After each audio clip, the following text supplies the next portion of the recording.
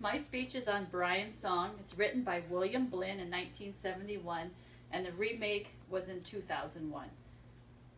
In 1971, Gale Sayers did a quote, "I don't care to be remembered as a man who scored 6 touchdowns in a game. I want to be remembered as a winner in life."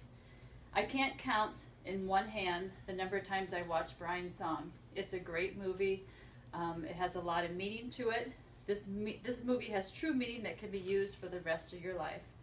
There's no question that Brian Piccolo's story was amplified by the movie. And now, generations later, you don't know how many guys who ordinarily would loathe to admit that they shed a tear will tell you at a drop of a hat, "I still cry every time I see Brian's Song," says Bob Coase on ESPN Classic Sports Century series. The 1971 made-for-television movie Brian's Song tugged at the nation's heart, telling the story of Piccolo's friendship, one that shattered racial boundaries with his African-American Chicago Bears teammate Gale Sayers, and Piccolo's final days. Piccolo was played by James Caan, and Sayers was played by Billy D. Williams. And this is from www.imvd.com, November 30th, 1971. Piccolo spent 4 seasons with the Bears and never escaped Sayers' overwhelming shadows. "I don't like practice," Piccolo said in his big bibliography, A Short Season, which was published in 1971, a year after his death. "But competition, the game, it's glorious. You're doing something you love." Known for his mild temper and sense of humor, Piccolo had a recipe for success: talent, determination, and luck. "You had to be at the right place at the right time," he said. "In my case, I happened to be a running back, and they happened to draft Gale Sayers the same year. That's not exactly the best way to burst into a league. That's not exactly what you'd call being at the right place at the right time." www.teachwithmovies.org 2013. In 1966, Piccolo gained 317 yards rushing and averaged 4.1 yards per carry as a back to Sayers, his new roommate. The two became the first white and black men to room together in the NFL at the time the civil rights movement was at its height. www.profootballhallofame.com.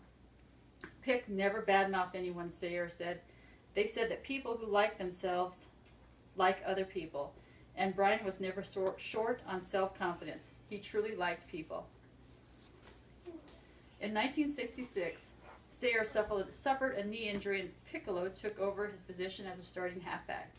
Piccolo then began coughing early in the season. On November 16th in Atlanta, after scoring the 4th quarter touchdown, he removed himself from the game, bothered by chest pains and persistent cough. 2 days later, Piccolo took a chest x-ray. A tumor was spotted on his lungs. He underwent surgery to remove the malignant tumor on November 28th, at which this time his doctor determined the cancer has spread. 6 weeks later, Sayers was honored as the league's most courageous player for the 1969 series. At the ceremony, Sayers gave an emotional speech saying, "There was somebody more deserving of the award. He has a heart of a giant and that rare form of courage that allows him to kid himself and his opponents, cancer." Sayers told the audience, "He has mental attitude that makes me proud to have a friend who spells out the word courage 24 hours a day of his life. I love Brian Piccolo, and I'd like all of you to love him too. Tonight when you hit your knees, please ask God to love him." And this is by Brian's Life, A Song of Friendship, Courage by Mike Puma. Piccolo was readmitted to the hospital in June, and his cancer had spread to all his organs. He died June 16, 1970. Just mentioning his name offers us a reminder that each day can't be taken for granted. He became a symbol of courage. www.bearshistory.com. I think this is a great movie that represents friendship, grieving, sportsmanship, respect, and care. This movie does have some minor racial words used for joking, and it may be disturbing for some children by Piccolo's death. It is by far the greatest movie that I've watched. It's funny, it's serious, and it has action, it has football, it has running, and it's a tearjerker. I'd like to interview Tara. Tara, if you'd come up.